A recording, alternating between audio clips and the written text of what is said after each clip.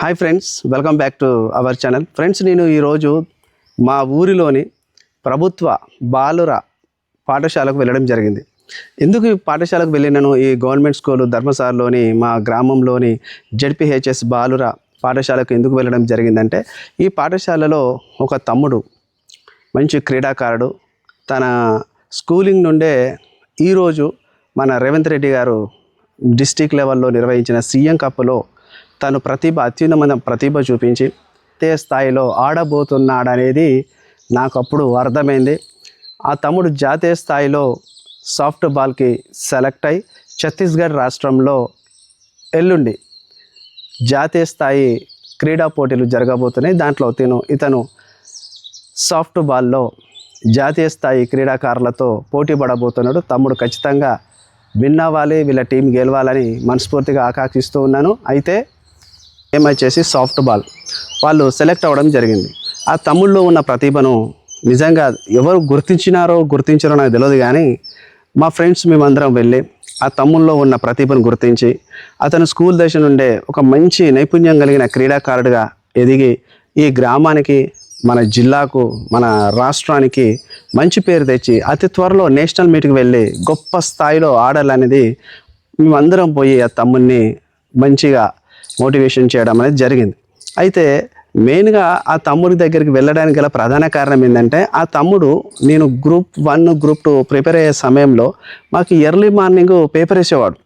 అయితే కొత్తలో అబ్బాయి 7కి వచ్చి పేపర్ వేస్తే నాకు కొద్దిగా టైం లేట్ అవుతుంది, మధ్యలో 2 గంటలు లేట్ అవుతుందని ఒకరోజు మరి ఆ తమ్ముడు ఎప్పుడు వస్తున్నా వెయిట్ చేసి, తమ్ముడు నాకు ఖచ్చితంగా 5:30 5 మధ్యలో వేయగలుగుతావా అంటే, నేను ఖచ్చితంగా 5:30 మధ్యలో అయితే వేయగలుగుతాను అని చెప్పేది. అనుకున్న టైంలో టైం పంచువాలిటీ కరెక్ట్ ఉంటుంది ఆ తమ్ముడి దగ్గర. అనుకున్న టైంలో నాకు పేపర్ వేసి పెట్టాడు. ఆ తమ్ముడు కోసమే నేను వెళ్తున్నాన్న విషయం నాకు తెలియదు, మా ఫ్రెండ్ తీసుకెళ్లేదాకా నాకు తెలియదు. నేను వెళ్ళిన తర్వాత చూసారే, ఈ తమ్ముడి పేరు కార్తీక్, ఈ తమ్ముడైనా ఈరోజు మన ఊరి తరపున సాఫ్ట్ బాల్ అనేది నేషనల్లో స్టేట్లో ఆడబోతున్నాడని చెప్పేసి చూసి నా వంతుగా చిన్న ఉడతభక్తితో కూడిన ఒక హెల్ప్ అయితే చేసినాను. టీంలో ఉన్న వాళ్ళందరూ కూడా హెల్ప్ చేసినారు. అయితే ధర్మసారి మా గ్రామంలో ఉన్న ఆ గవర్నమెంట్ స్కూల్కి నేను ఈ తమ్ముడు కోసం పోతే అక్కడ విచిత్రమైన సంఘటన ఎదురైంది. విచిత్రమైన సంఘటన అంటే ఏంటంటే, నేను మాట్లాడుతుంటే అక్కడ స్కూల్లోని staff teachers, maths teacher, biological science teacher, social teacher, head master sir, Telugu teacher, Hindi teacher, English, వీళ్ళందరూ ఉన్నారు. అందులో ఒక సారు నన్నే గమనిస్తూ ఉండు. నేను గమనించాలి, ఆ సార్ నన్ను చూస్తుండు, ఆయన నన్ను చూస్తే గమనించాలి, ఆయన నన్నే చూస్తూ ఉన్నాడు. నా ఫ్రెండ్ చెప్తుండు, ఆ సార్ నిన్నే చూస్తుండే ఎందుకు తెలుసా అని. నేను మాట్లాడంత అయిపోయిన తర్వాత నేను బయటకు వచ్చి ఆ సార్ని మందలిచ్చిన. సార్ మిమ్మల్ని ఎక్కడో చూసినట్టుందని నేనే అతన్ని పరిచయం చేసుకుందామని అడిగిన. లేదు సార్, నేను మిమ్మల్ని ఎక్కడో చూసినా అని చెప్పేసి ఆయన నన్ను అడిగాడు. గవర్నమెంట్ స్కూల్ టీచర్ కదా మీరు, నాకు ఎక్కడ తారసపడినారో నాకు తెలియదు అని చెప్పేసి మాట్లాడినప్పుడు, మీ యూట్యూబ్ ఛానల్ చూసి నేను 2024లో డిఎస్సి టీచర్గా సెలెక్ట్ అయినాను సార్. మీరు చెప్పిన ఎగ్జాక్ట్లీ కట్ ఆఫ్ను బట్టే నాకు ఉద్యోగం వచ్చింది. ఈరోజు నేను మీ ఊరిలో స్కూల్ టీచర్గా విధులు నిర్వహిస్తున్న సోషల్ స్టడీస్ అంటే నా ఆనందము నిజంగా అంతా ఇంత కాదు. మనసులో చాలా ఆనందపడిన నిజంగా. ఎందుకంటే అరే, నేను యూట్యూబ్ ఛానల్లో కట్ ఆఫ్ మార్క్స్ చెప్పడం వల్ల చాలామందికి ఉద్యోగాలు వచ్చినాయి. చాలామంది నా అనాలసిస్ని పట్టుకుని పర్ఫెక్ట్ అనాలసిస్ అని చెప్పి కామెంట్లు చదివినా కానీ నిజంగా నా యొక్క అనాలసిస్ ద్వారా ఉద్యోగం వచ్చింది అని చెప్పి ఒక అతను నా ముందునే నిల్చొని నాకే చెప్తుంటే ఆనందం నేను భరించలేకపోయినా.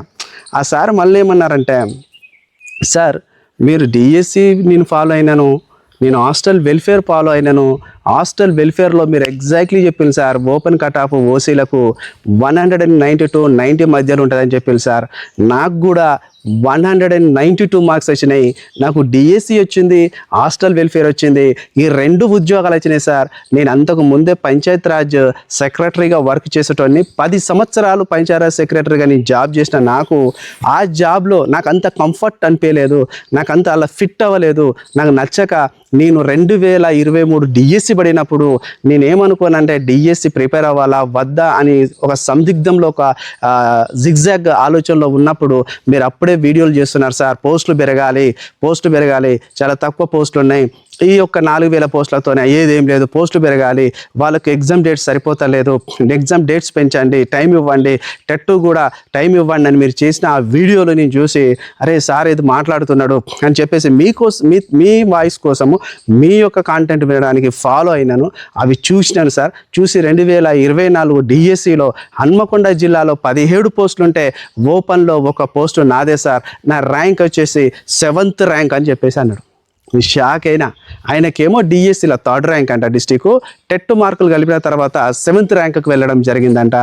ఈరోజు ఆ సారు మా ఊరిలో మా స్కూల్లో టీచింగ్ చేయడము, నాకు కలవడము, తన యొక్క సక్సెస్ విషయాలు నాతో పంచుకోవడము, ఆ సక్సెస్ విషయాలలో మన వీడియోస్, మన యూట్యూబ్ ఛానల్ వీడియోస్ అతన్ని ప్రేరేపించడము, అతనిని కదిలించడము, అవి చూడడం వల్ల కట్ ఆఫ్లో ఎన్ని మార్కులు వస్తాయి, ఉద్యోగం వస్తుంది, ఎంత ఇబ్బంది అవుతుంది అనే టెన్షన్ అతనిలో చాలా ఉండేనంట. ఆ టెన్షన్ అంతా పోగొట్టిరు సార్ మీరు మీ కట్ ఆఫ్ వల్ల. మీరు చూస్తే వాడిని ఏమైతే మార్కులు లెక్క పెట్టుకునే వాడిని మీ కట్ ఆఫ్కు నా అనాలసిస్కు టాలీ చేసుకుంటే బరాబర్ నాకు ఉద్యోగం వచ్చింది సార్ అని చెప్పేసి అంటే నాకు చాలా సంతోషం అనిపించింది. ఆ సార్ ఇంకో మాట కూడా అన్నారు నాతోని, సార్ నాకు హాస్టల్ వెల్ఫేర్లో కూడా ఉద్యోగం వచ్చింది, మీరు ఒక మాట మాట్లాడినారు, డిఎస్సిలో వచ్చిన వాళ్ళందరూ దయచేసి చెప్తున్నా డిఎస్సి పోస్టులనే చూజ్ చేసుకోండి, స్కూల్ టీచర్ల పోస్టులనే చూజ్ చేసుకోండి, హాస్టల్ వెల్ఫేర్కి వెళ్ళకండి. మీరు హాస్టల్ వెల్ఫేర్ సర్టిఫికేట్ వెరిఫికేషన్ వెళితే కనుక మీరు వెళ్ళి వెరిఫికేషన్లో మీరు అటెండ్ అయితే మీకు మళ్ళీ డిఎస్సి పోస్ట్లోనే డిఎస్సి టీచర్లోనే ఉండాలనుకుంటే మీరు వెరిఫికేషన్కు హాస్టల్ వెల్ఫేర్ వెళ్ళడం వలన పోస్ట్ బ్యాక్లాగ్లోకి వెళ్ళిపోతుంది, మీకు కాకుండా మీ వెనకాల ఉన్నవాడికి కాకుండా పోతుంది. దయచేసి నిరుద్యోగులుగా ఒకరికొకరు హెల్ప్ చేసుకోండి, నిరుద్యోగుల బతుకులల్లా మట్టి జల్లకండి, మట్టి కొట్టకండి అని నేను ఆ ప్రీవియస్ వీడియోలో మాట్లాడినా.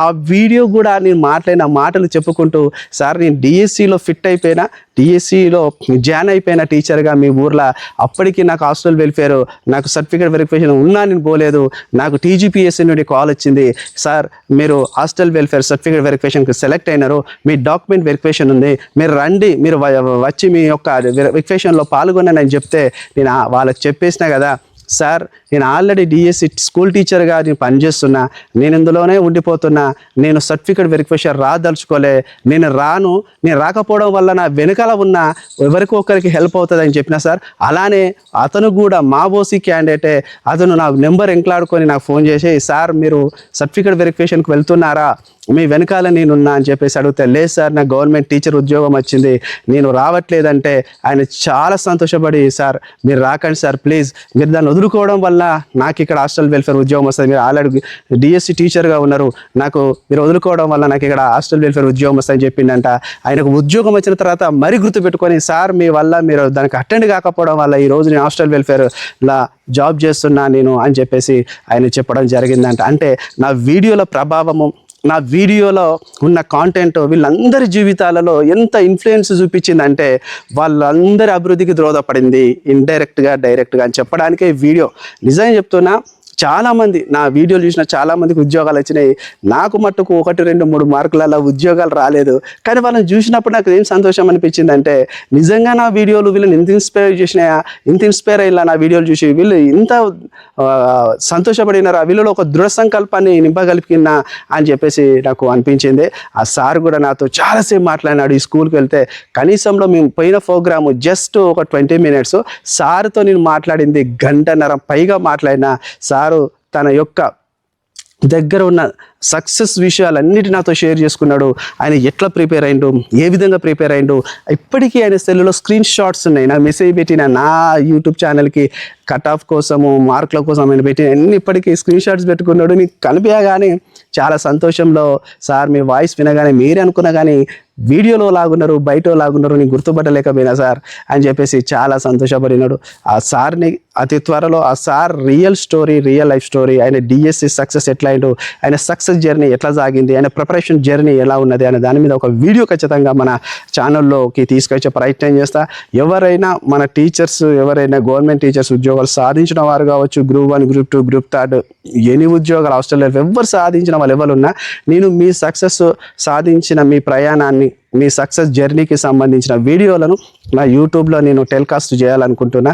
ఎందుకంటే మీరు సక్సెస్ సాధించిన అభ్యర్థుల యొక్క జీవిత విశేషాలు, మీరు సక్సెస్ సాధించడానికి మీరు పడిన స్ట్రగుల్స్, మీరు పడిన ఇబ్బందులు, మీరు ఎదుర్కొన్న ఫేస్ చేసిన సంఘటనలు, వాటిని అన్నిటిని అవరోధించి మీరు ఏ విధంగా సక్సెస్ సాధించి మీరు శిఖరాగ్రానికి చేరుకొని మీ ఉద్యోగాన్ని సాధించినారో ఆ యొక్క విషయాలన్నిటినీ కూడా నేను వీడియో రూపకంగా చిత్రించుకొని నా ఛానల్లో మీ ఇంటర్వ్యూస్ని అన్నిటిని కూడా వేస్తే రానున్న భవిష్యత్తులో ఇప్పుడున్న కొత్త ఆస్పిరెంట్స్ ఎవరున్నారో వాళ్ళందరికీ కూడా ఇన్స్పిరేషన్ అయిపోతారు. ఈసారి ఇంత సక్సెస్ సాధించడానికి ఇంత కష్టపడరా, ఈసారి ఇంత కష్టపడిందంటే మనం ఇంత కష్టపడాలి, సక్సెస్ సాధించాలంటే మెలకువలేంటి, అన్నిటిని గురించి కూడా వీడియోలో ఇంటర్వ్యూలో అన్నీ తెలుసుకుంటారు. కాబట్టి చాలామందికి వీడియోలు యూస్ఫుల్గా ఉంటాయి. కాబట్టి నేను ఈ ఆలోచన ఇప్పుడే నాకు కలిగింది ఈరోజే.